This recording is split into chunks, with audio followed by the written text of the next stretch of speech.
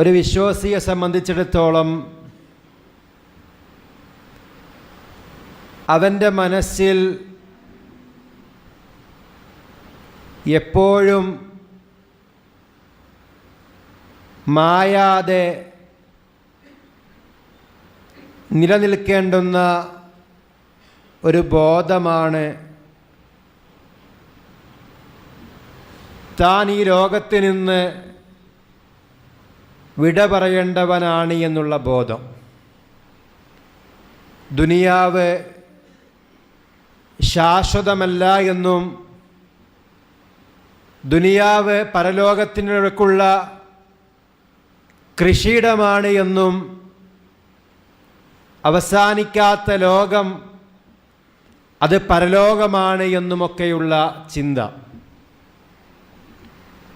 അതുകൊണ്ട് തന്നെ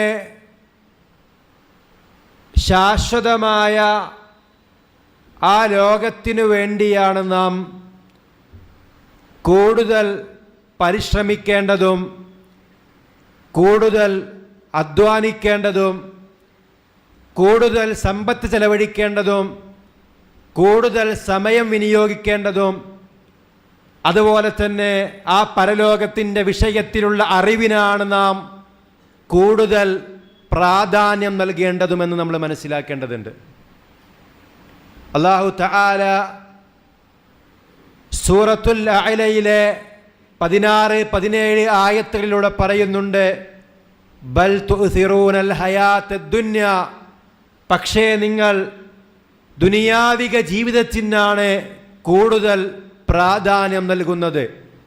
എന്നാൽ വൽ ആഖിറത്തു ഖൈറും വ അബ്ഖാ, പരലോകമാകുന്നു ഉത്തമവും ശാശ്വതവും എന്നാണ്. നമ്മൾ ആലോചിക്കുക, പരലോകമാണ് കൂടുതൽ പ്രാധാന്യമുള്ളത് എന്നും എന്നെന്ന് നിലനിൽക്കുന്നത് എന്നുമൊക്കെ അല്ലാഹു തആല നമ്മെ അറിയിച്ചിട്ടും നമ്മുടെ ജീവിതത്തിലേക്കൊന്ന് കണ്ണോടിക്കുകയാണെങ്കിൽ നമ്മൾ ഏതിനാണ് കൂടുതൽ പ്രാധാന്യം നൽകുന്നത് എന്ന് നമുക്ക് പരിശോധിക്കാൻ കഴിയും.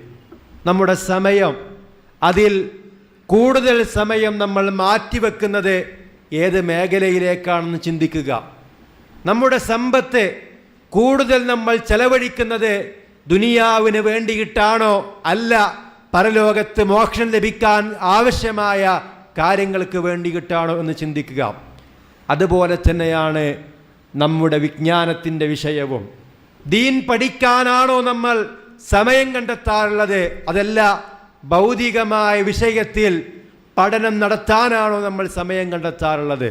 നമ്മളെ മക്കളെ പഠിപ്പിക്കുന്നവരാണ്, അവർക്കുന്നതമായ വിദ്യാഭ്യാസം നൽകണമെന്ന് ആഗ്രഹിക്കുന്നവരാണ്. ഒരു പക്ഷേ നമ്മുടെ കുട്ടി പിറക്കുന്നതിന് മുമ്പ് തന്നെ അവനെ ഏത് സ്കൂളിൽ ചേർത്തണം, എങ്ങനെയുള്ള വിദ്യാഭ്യാസം നൽകണമെന്ന് ചിന്തിക്കുന്നവരായിരിക്കും നമ്മൾ. എന്നാൽ പ്രിയമുള്ളവരെ, മതപരമായി നമ്മുടെ മക്കൾക്ക് നമ്മൾ എത്ര വിദ്യാഭ്യാസം നൽകുന്നുണ്ട്?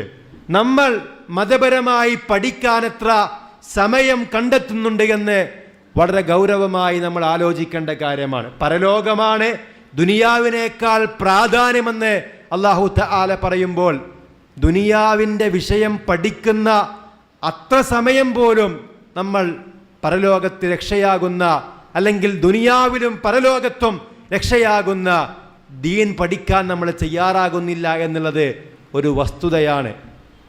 ദുനിയാവിൻ്റെ വിഷയത്തിൽ പഠിക്കുന്നതിൻ്റെ പകുതി സമയം പോലും മദ്രസ വിദ്യാഭ്യാസത്തിനും മറ്റും നമ്മൾ നൽകുന്നില്ല എന്നുള്ളത് എല്ലാവർക്കും അറിയാവുന്ന ഒരു വസ്തുതയാണ്. അതുകൊണ്ട് പ്രിയമുള്ളവരെ, നമ്മളൊന്ന് ആലോചിക്കണം. നമ്മൾ ഖബറിൽ ചെന്നാൽ അവിടെ ചോദിക്കുന്ന 3 ചോദ്യങ്ങൾ, ഒന്ന് റബ്ബിനെ സംബന്ധിച്ചാണ്, രണ്ടാമത്തേത് ദീനിനെ സംബന്ധിച്ചാണ്, അതുപോലെ തന്നെ റസൂലുള്ളാഹി സ്വല്ലല്ലാഹു അലൈഹി വസല്ലമയെ സംബന്ധിച്ചാണ്.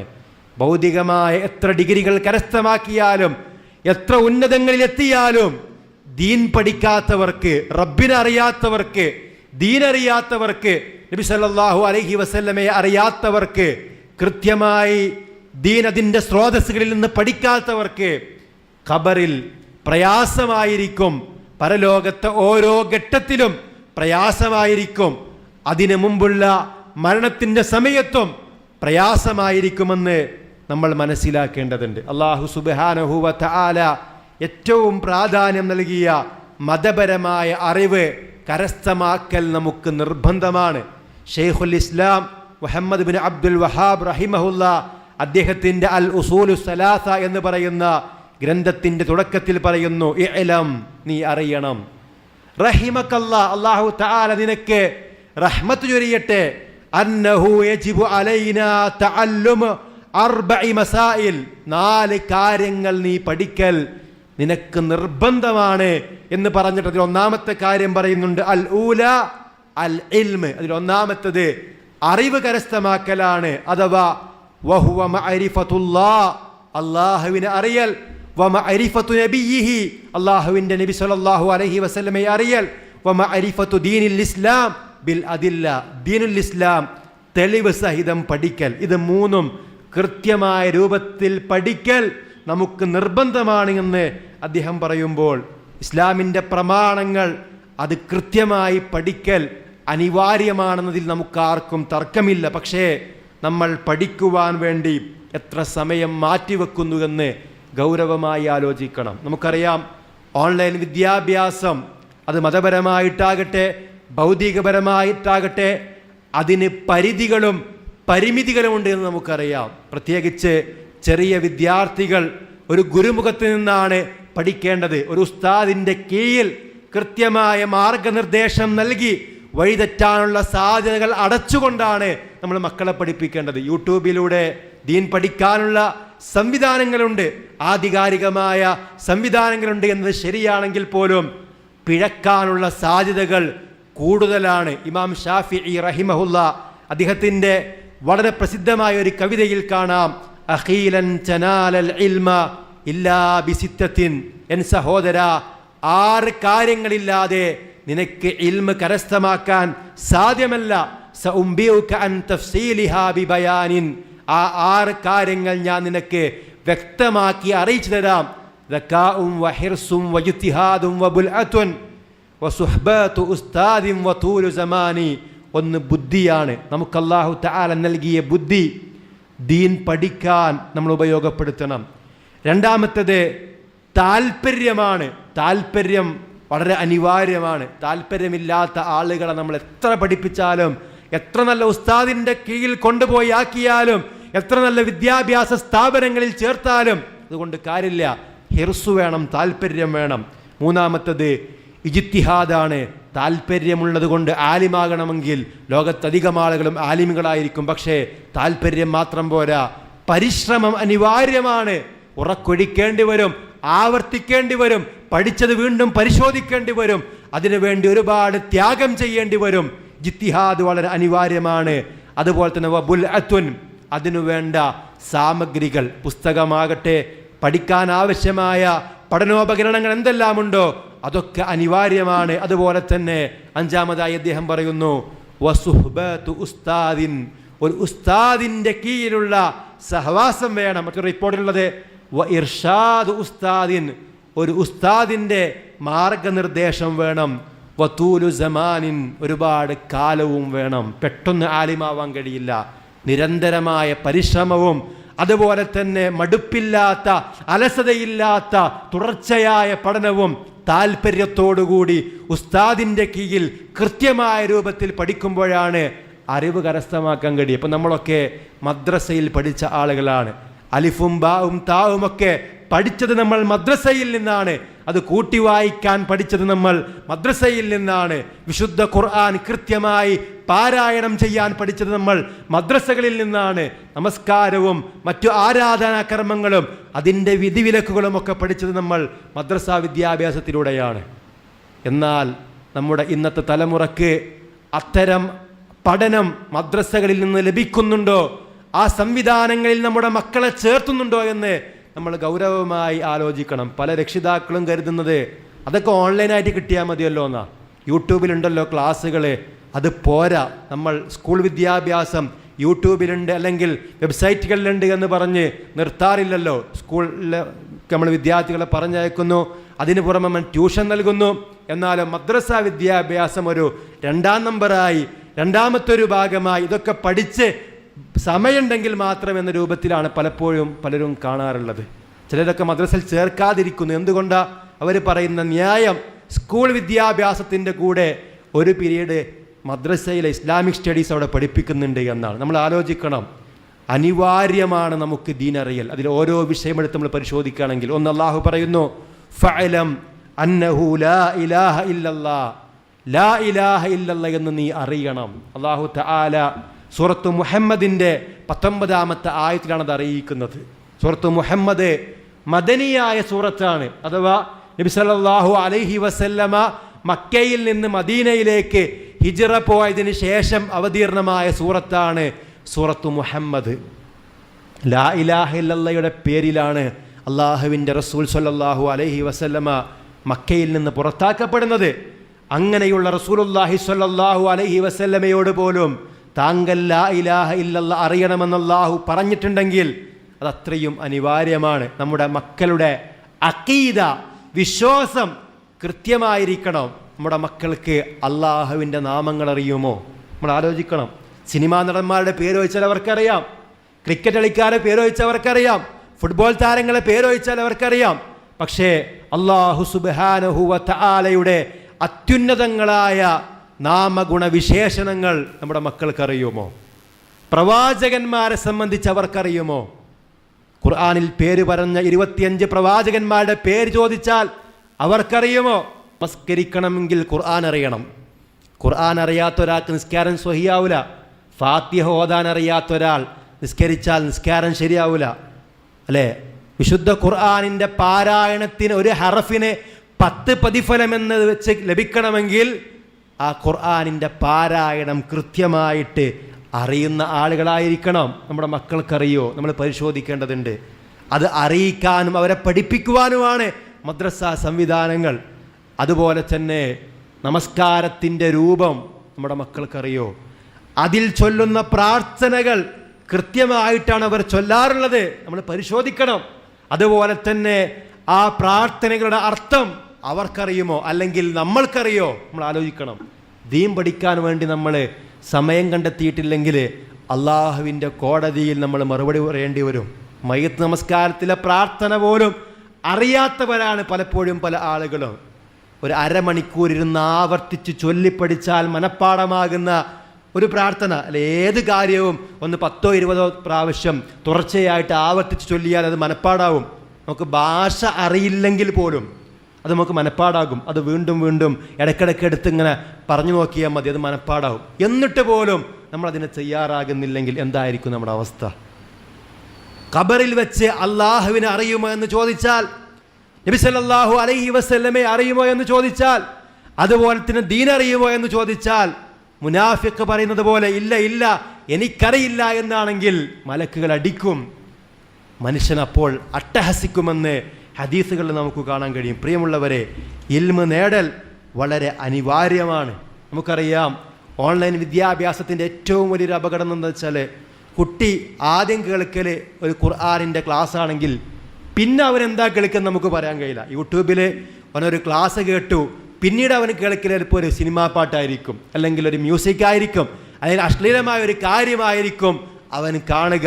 ഒരു പക്ഷേ അത്തരം കാര്യങ്ങൾ മനഃപൂർവ്വം കാണാൻ ശ്രമിക്കാതിരുന്നാൽ പോലും അവൻ്റെ മുമ്പിലേക്ക് ഇങ്ങനെ ഇട്ടുകൊടുക്കുന്ന രീതിയാണെങ്കിൽ ഇൽമ കരസ്ഥമാക്കാൻ കഴിയില്ല. ഇമാം ഷാഫിഈ റഹിമഹുല്ല അദ്ദേഹം വഖീ എന്ന് പറയുന്ന പണ്ഡിതനോട് പറയുന്നുണ്ട്, ശകൗതു ഇലാ വഖീഇൻ സൂഅ ഹിഫ്ളി, എനിക്ക് മനഃപ്പാടം കുറവുണ്ട്. അപ്പോൾ അദ്ദേഹം പറഞ്ഞു, ഫഅർഷദനി ഇലാ തർക്കിൽ മആസി, അദ്ദേഹം എനിക്ക് നിർദ്ദേശം നൽകി, നീ തിന്മകൾ ഉപേക്ഷിക്കണം. വഅഖ്ബറനി ബിഅന്നൽ ഇൽമ നൂറുൻ, അദ്ദേഹം എന്നെ അറിയിച്ചു അറിവൊരു പ്രകാശമാണ്. നൂറുല്ലാഹി ലാ യുഹ്ദാ ലിആസിൻ, അള്ളാഹുവിൻ്റെ പ്രകാശം ഒരിക്കലും തിന്മ ചെയ്യുന്ന ആളുകൾക്ക് നൽകപ്പെടുകയില്ല. അല്ലേ? ഹറാമുകൾ കാണുമ്പോൾ, അതുപോലത്തെ അശ്ലീലങ്ങൾ കാണുമ്പോൾ, വൃത്തികെട്ട ശബ്ദങ്ങൾ കേൾക്കുമ്പോൾ, അതുപോലെ തന്നെ തിന്മകൾ ചെയ്യുമ്പോൾ, കളവ് പറയുമ്പോൾ, മനസ്സിൽ പകയും വിദ്വേഷവും മ്ലേച്ഛതയും ഉണ്ടാകുമ്പോൾ മനഃപ്പാടശേഷി കുറയുമെന്ന് നമ്മൾ മനസ്സിലാക്കേണ്ടതുണ്ട്. ഇത്തരം ഓൺലൈൻ ക്ലാസ്സുകൾ മറ്റും നമ്മൾ കേൾക്കുമ്പോൾ അതിനൊക്കെ ഒരുപാട് ഗുണങ്ങളുണ്ട് എന്ന് നമുക്കറിയാം. എങ്കിൽ അതുപോലെ തന്നെ അതിൻ്റെ പിന്നിൽ വരുന്ന ഒരുപാട് ഷർറുകളുമുണ്ട്. പക്ഷെ നമ്മൾ ആരും അത്തരം കാര്യങ്ങൾ ഗൗനിക്കാറില്ല. അതിൻ്റെ ഉപകാരം മാത്രമാണ് നമ്മൾ കാണാറുള്ളത്, അല്ലേ? ആ ഉപകാരം മാത്രമേ ഉള്ളൂ എന്ന് വിചാരിച്ചാണ് നമ്മൾ നമ്മുടെ മക്കൾക്ക് മൊബൈൽ ഫോണുകൾ നൽകാറുള്ളത്. നിരന്തരമായി ഇത്തരം കാര്യങ്ങൾ കാണുമ്പോൾ മക്കൾ നമ്മൾ വിചാരിക്കുന്നതിനും അപ്പുറത്ത് എന്തൊക്കെയോ ആയി മാറുമെന്നുള്ള ഒരു തിരിച്ചറിവ് നമുക്കുണ്ടാവണം. അവിടെയൊക്കെയാണ് നമ്മുടെ മദ്രസ വിദ്യാഭ്യാസത്തിൻ്റെ പ്രസക്തി കടന്നു വരുന്നത്. ഈ അടുത്ത മാസം നമ്മുടെ മദ്രസ ഓപ്പണാക്കുകയാണ്. വളരെ ഗൗരവമായിട്ടാണ് ഞാനിത് പറയുന്നത്. നമ്മുടെ മക്കളുടെ ദീനീ പഠനം നമ്മൾ ശ്രദ്ധിച്ചില്ലെങ്കിൽ പ്രിയമുള്ളവരെ, അടുത്തൊരു തലമുറയുടെ അല്ലെങ്കിൽ അവർ വലുതായി വരുമ്പോഴുള്ള ഒരു അവസ്ഥ ഒരിക്കലും നമുക്ക് ചിന്തിക്കാൻ പോലും കഴിയാത്ത അപകടകരമായ ഒരു അവസ്ഥയിലേക്കായിരിക്കും എത്തിപ്പെടുക. അല്ലാഹു തആല പറയുന്നുണ്ട്, യാ അയ്യുഹല്ലദീന ആമനൂ, അല്ലയോ വിശ്വാസികളെ, ഖൂ അൻഫുസകും വഅഹ്ലീകും നാറാ, നിങ്ങൾ നിങ്ങളെയും നിങ്ങളുടെ കുടുംബത്തെയും നരകത്തിൽ നിന്ന് കാക്കുക. വഖൂദുഹന്നാസു വൽ ഹിജാറ, അതിൻ്റെ ഇന്ധനം മനുഷ്യരും കല്ലുകളുമാണ്. അലൈഹാ മലായികത്തുൻ ഖിലാദുൻ ശിദാദ്, അതിൻ്റെ കാവൽക്കാരായ മലക്കുകൾ ശക്തന്മാരും പ്രബലന്മാരുമാണ്. ലാ യഅസൂനല്ലാഹ മാ അമറഹും വയഫ്അലൂന മാ യുഅ്മറൂൻ, അല്ലാഹു തആല അവരോട് കൽപ്പിക്കുന്നത് അവർ ധിക്കരിക്കുകയില്ല, എന്താണോ കൽപ്പിച്ചത് അതവർ പ്രവർത്തിക്കുകയും ചെയ്യുമെന്നാണ്. സൂറത്തു തഹ്രീമിൻ്റെ 6-ാമത്തെ ആയത്ത്. നമ്മൾ ആലോചിക്കുക, ദുനിയാവിൽ മക്കൾക്ക് എന്തെങ്കിലും ഒരു കുറവ് വരുന്നത് ഇഷ്ടപ്പെടാത്തവരാണ് നമ്മൾ.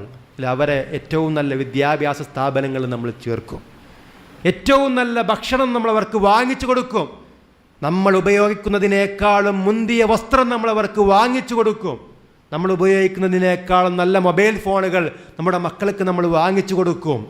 അവർ രോഗിയായാൽ ഏറ്റവും നല്ല ചികിത്സ നമ്മൾ അവർക്ക് നൽകും, ഏറ്റവും നല്ല ഡോക്ടർമാരെ നമ്മൾ അവരെ കാണിക്കും. പക്ഷേ മതപരമായ വിദ്യാഭ്യാസം വരുമ്പോൾ അവരെന്തെങ്കിലുമൊക്കെ പഠിച്ചോട്ടെ, യൂട്യൂബിൽ നിന്ന് അവർ കണ്ടുപഠിച്ചോട്ടെ എന്ന് കരുതി മക്കളുടെ വിദ്യാഭ്യാസത്തിൻ്റെ വിഷയം ഗൗനിക്കാതിരുന്നാൽ, പ്രിയമുള്ളവരെ, നമ്മൾ മരിച്ചാൽ നമ്മുടെ മയ്യത്ത് നമസ്കരിക്കാൻ പോലും അറിയാത്തവരായിട്ട് അവർ അധപ്പതിക്കും. ഒരു മനുഷ്യൻ മരിച്ചാൽ ആ മനുഷ്യന് ഉപകരിക്കുന്ന 3 കാര്യങ്ങളിലൊന്നാണ് തനിക്ക് വേണ്ടി പ്രാർത്ഥിക്കുന്ന സ്വാലിഹീങ്ങളായ മക്കൾ. ഹദീസിൽ അങ്ങനെ തന്നെ ഉള്ളത്. തനിക്ക് വേണ്ടി പ്രാർത്ഥിക്കുന്ന മക്കളെന്ന് മാത്രമല്ല റസൂല് പറഞ്ഞത്, തനിക്ക് വേണ്ടി പ്രാർത്ഥിക്കുന്ന വലതുൻ സ്വാലിഹുൻ യദ്ഉ ലഹു എന്നാണ്. തിന്മ ചെയ്യുന്ന, ഹറാമ് സമ്പാദിക്കുന്ന ആളുകളുടെ പ്രാർത്ഥന സ്വീകരിക്കുകയില്ല. നമ്മുടെ മക്കൾ നമുക്ക് ഉപകരിക്കണമെങ്കിൽ നമ്മുടെ മക്കൾക്ക് കൃത്യമായ രൂപത്തിലുള്ള മതപരമായ അറിവ് നമ്മൾ നൽകണം. അതിൻ്റെ സംവിധാനങ്ങൾ നമുക്ക് മുമ്പിലുണ്ടെന്ന് നമുക്കറിയാം. അത്തരം സംവിധാനങ്ങൾ നമ്മൾ ഉപയോഗപ്പെടുത്തണം. അല്ലാഹു സുബ്ഹാനഹു വ തആല ഇഹലോകത്തും പരലോകത്തും ഉപകരിക്കുന്ന അറിവ് കരസ്ഥമാക്കുന്നവരിൽ നാം ഏവരെയും ഉൾപ്പെടുത്തി അനുഗ്രഹിക്കുമാറാവട്ടെ. അറിവ് കരസ്ഥമാക്കുന്നതിൻ്റെ പ്രാധാന്യമായി റസൂലുള്ളാഹി സ്വല്ലല്ലാഹു അലൈഹി വസല്ലമ പഠിപ്പിച്ചിട്ടുള്ള വളരെ പ്രസിദ്ധമായ ഒരു ഹദീസുണ്ട്. നബി സല്ലല്ലാഹു അലൈഹി വസല്ലമ പറയുന്നു, മൻ സലക ത്വരീഖൻ യൽതമിസു ഫീഹി ഇൽമ സഹലല്ലാഹു ലഹു ത്വരീഖൻ ഇലൽ ജന്ന. അറിവന്വേഷിച്ച ഒരാൾ ഒരു മാർഗത്തിൽ പ്രവേശിച്ചാൽ സ്വർഗത്തിലേക്കുള്ള വഴി അല്ലാഹു തആല എളുപ്പമാക്കി കൊടുക്കും. ദുനിയാവിലെ വിഷയത്തിൽ പോലും നമുക്ക് എളുപ്പമാണ് ഇഷ്ടം, പ്രയാസം ആർക്കും ഇഷ്ടമല്ല. ഒരു 10 മിനിറ്റ് ദൂരത്തേക്ക് പോലും യാത്ര ചെയ്യുമ്പോൾ നമുക്ക് ബ്ലോക്ക് ഉണ്ടാവാൻ പാടില്ല. ബ്ലോക്ക് ഉണ്ടെങ്കിൽ നമ്മൾ കുറച്ച് കഴിഞ്ഞിട്ടേ പോവുള്ളൂ. എന്നാൽ സ്വർഗത്തിലേക്കുള്ള വഴി എളുപ്പമാകാനുള്ള വഴിയായിട്ട് റസൂല് പറഞ്ഞതെന്താ? ഇൽമന്വേഷിച്ച ഒരാൾ ഒരു മാർഗത്തിൽ പ്രവേശിച്ചാൽ സ്വർഗത്തിലേക്കുള്ള വഴി അല്ലാഹു എളുപ്പമാക്കി കൊടുക്കും. വഇന്നൽ മലായികത ലതലഉ അജ്നിഹതഹാ റിളൻ ലിത്വാലിബിൽ ഇൽം, മലക്കുകൾ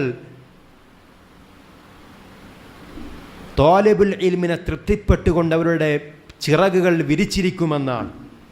മാത്രവുമല്ല, വഇന്ന ത്വാലിബൽ ഇൽമി യസ്തഗ്ഫിറു ലഹു മൻ ഫിസ് സമാഇ വൽ അർദ്, അറിവന്വേഷിക്കുന്ന ആളുകൾക്ക് വേണ്ടിയിട്ട് ആകാശങ്ങളിലും ഭൂമിയിലുമുള്ളവരെല്ലാം ഇസ്തിഗ്ഫാർ തേടും, പാപമോചനത്തിനു വേണ്ടി പ്രാർത്ഥിക്കും. അതിനേക്കാൾ വലിയ ഖൈറെന്താണുള്ളത്?